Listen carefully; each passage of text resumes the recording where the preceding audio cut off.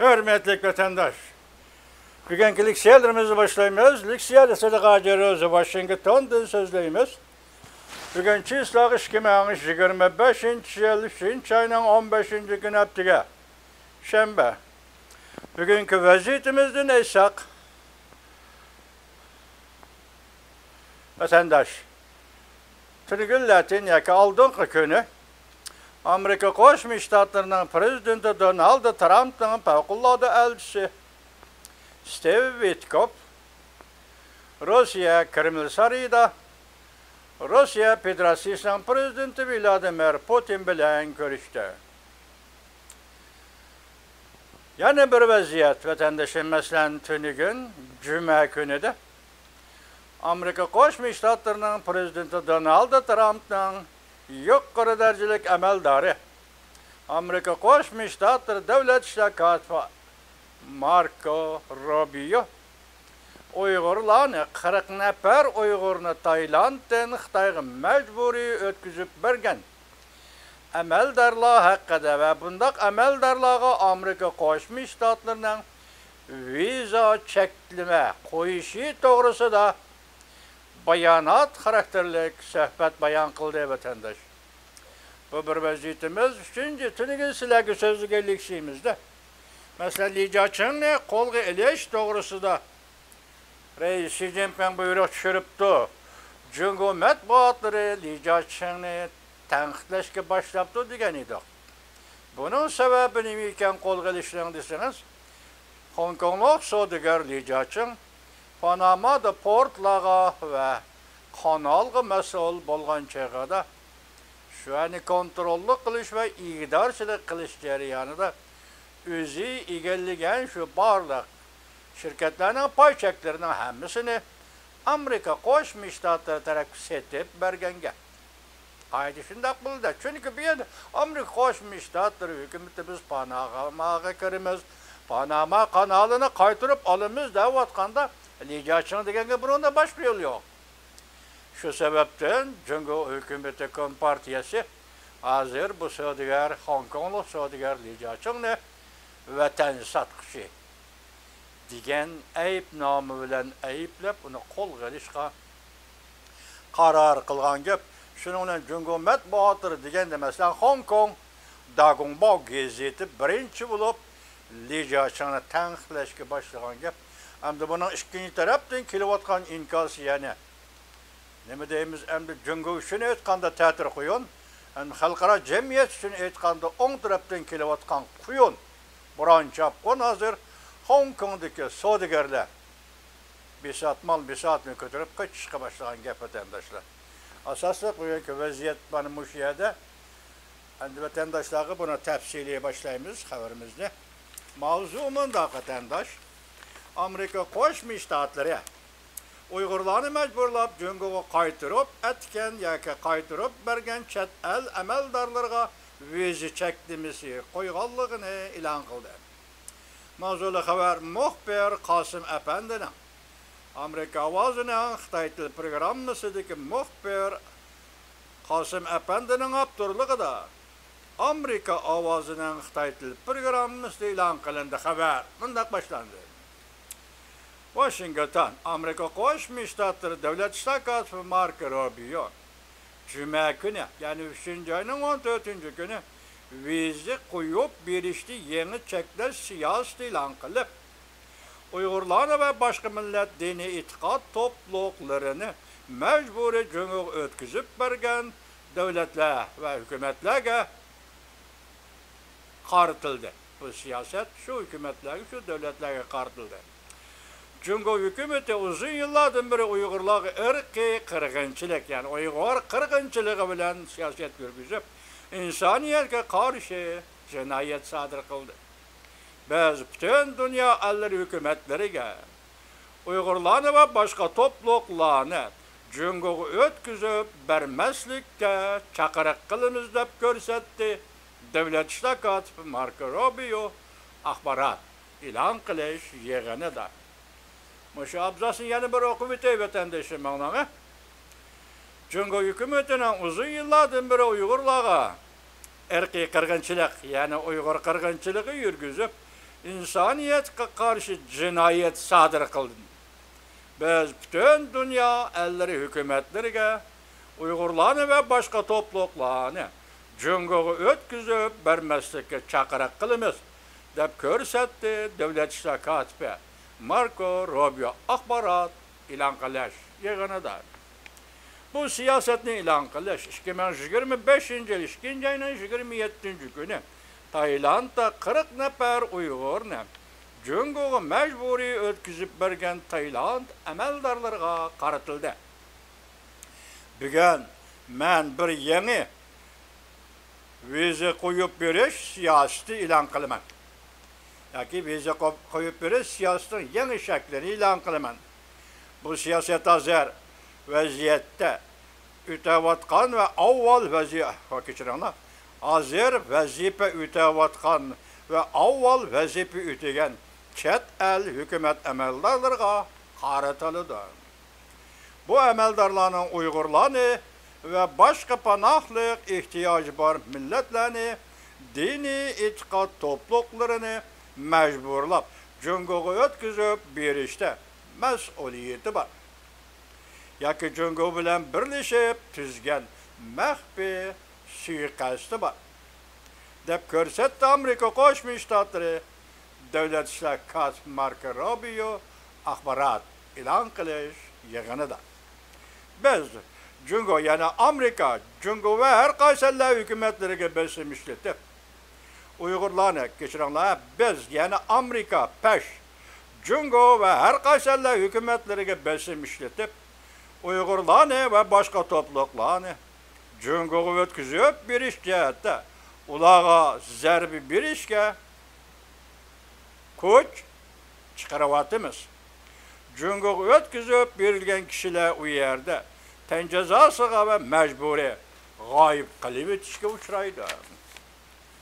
Amerika Qo'shma Shtatlari davlat ishlar kotibi Marco Rubio juma kuni 3-oyning 14-kuni e'lon qilgan bayonot dal xalqaro jamiyatning jungoning Uyg'urlarga muomala qilish pozitsiyasiga diqqat qilayotgan bir paytiga to'g'ri keldi. Kishilik huquq tashkilotlari, jumladan Amerika Qo'shma Shtatlarini o'z ichiga olgan holda ko'plagan hukumatlar jungoning Uyg'urlarga qaratgan irq yo'qotish siyosatini va insoniyatga qarshi jinoyatlarini aybladi.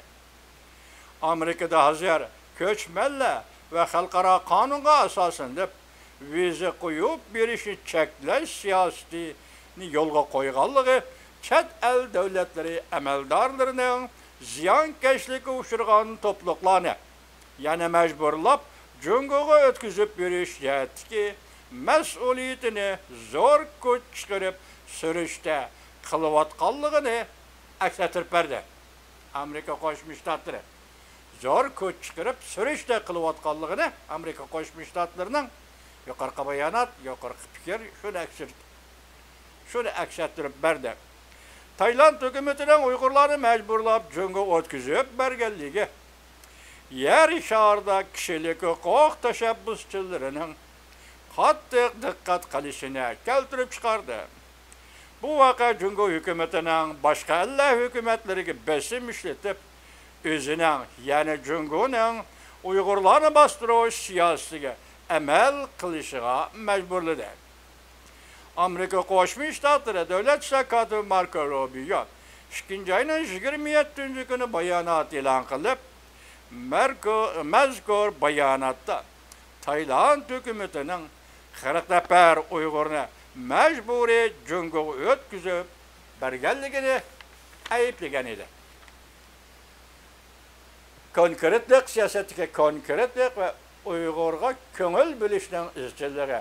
Rahmat Amerika Qo'shma Shtatlari, rahmat Prezident Donald Trump hukumati va rahmat davlat ishlar kotibi Marco Rubio efendi. Yana bir xabar vatandosh. Prezident Vladimir Putin Amerikaning alayda elchisi bilan maxfiy ko'rishib, Prezident Donald Trumpga odatdan tashqari xabar yetkazdi. Mavzuli xabar 3-oyning 14-kuni Cüngü nazarı tor bitidi ilan kılındı haber mındak başlandı.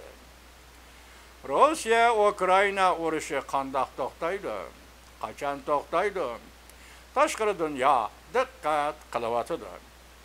Rusya Kreml Sarayı 3. ayının 14. günü mundaq ko'rsatdi.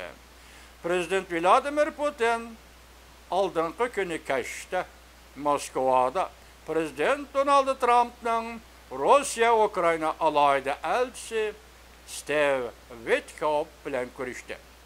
Hazır Prezident Donald Trump bilen Prezident Vladimir Putin'nin uruş to'xtatish loyihasi bo'yicha suhbat o'tkazadiganligi mo'ljallanmoqda. Prezident Vladimir Putin mundaq ko'rsatdi. Prezident Donald Trump barliq tirishchilikni ishga solib, Rossiya bilan bo'lgan munosabatni yaxshilamoqchi bo'lyapti. Prezident Vladimir Putin mundaq ko'rsatdi.